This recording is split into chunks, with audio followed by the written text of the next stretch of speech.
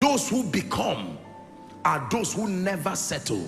They know that there is always a better and greater version. Let me tell you how I got into the prophetic. I didn't used to prophesy or do, I could, word of knowledge here and there, but it was not to that extent. One night I was watching the video of William Branham, a man that had been so criticized by the body. People criticized him that at the end of his life he went into heresy. Yes, truthfully speaking, there were adjustments, things here and there that I personally have reservations about. You see, the ability to adapt is your proof of honor.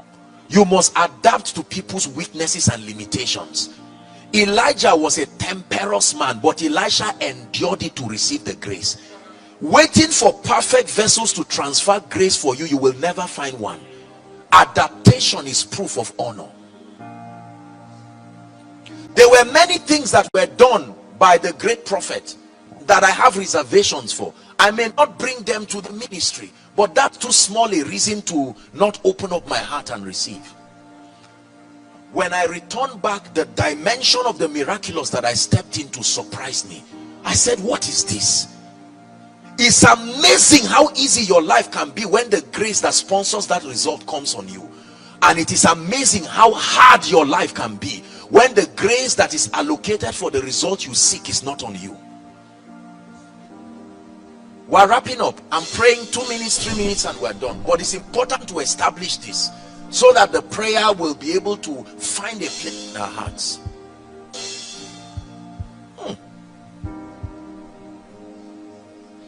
Jehovah will be your everlasting light. He'll be your glory, your strength, and your sight. The light of the moon will be like the light of the sun, and the light of the sun will shine 7 times as bright. When Yahweh binds up the wounds of this world, He heals all the bruises inflicted by this world. Hallelujah. I started singing that song because I'm seeing the vision of a man of God on his knees now. I'm seeing the vision of a man of God. You are a preacher, and I'm seeing you on your knees crying and saying, Lord, I've desired an impartation. I want you to know that your life is about to change. Please give me a little warning. You see, when I was watching William Branham, and I was just looking, he was an interview just like this, and I stayed with my heart broken. I said, God, look at this servant of yours. How come people cannot see the compassion and the humility? Listen, don't criticize a man until you know the weight of what he is carrying. There are ministers you are seeing, the burden and the grace upon their life is heavy. Pray for them, don't talk about them until you can. Look at Moses, was carrying a dimension and was quiet. A part of his spirit came on 70 elders and none of them could stand. That's what one man was carrying. So when you are talking about people, the attacks that come to their life, have the fortitude to discern the burden and the grace that is upon them. When I looked at William Branham, do you know, even the modern day prophetic, there are few people who have come close. It's just that they did not have the opportunity to capture these things. As I was watching him with humility, this is what happened to me. Suddenly I felt like oil from my head. My eyes were teary and it started going down my body. Cold sensation, like I was in a fridge. I said, what is happening? It started going down. It took like 30 minutes and then it just left. The next meeting I went to, and the heavens opened.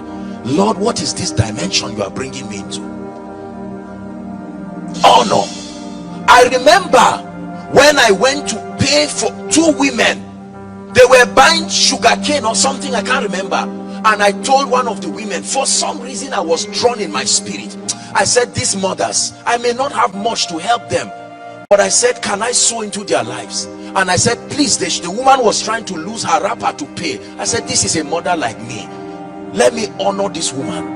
And then I began to, I brought out 100 naira, I think, and I paid for them. Pastor, when I did that, the women began to bless me, frail mothers.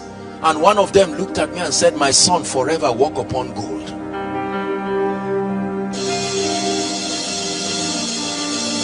So when I say I'm a product of many anointings, it is true.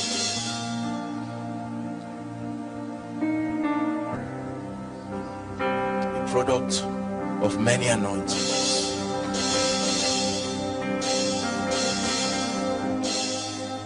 I had the opportunity, by the grace of God and the privilege of God's grace, to honor the man that began the first official mentor in my life that I shared with you, that began to train me in the seminary. I had the opportunity a few days ago to search for him and to honor him. And I told him, after many decades, what you have done still stands.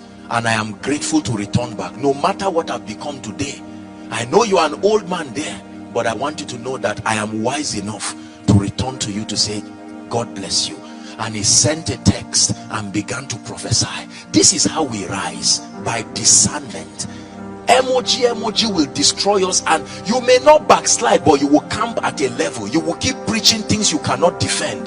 The grace dimension to defend your spiritual propositions is not there. And this is a generation that needs proofs. When I came to you, I did not come with the excellency of speech, he says, but in the demonstration of power, that your faith would not rest upon the eloquence, the wisdom, Sophia of men, but upon the power of God. I'm about to pray. I do not stand to one who is the absolute custodian of the grace of God in the body. That would be flattery and that would be foolishness.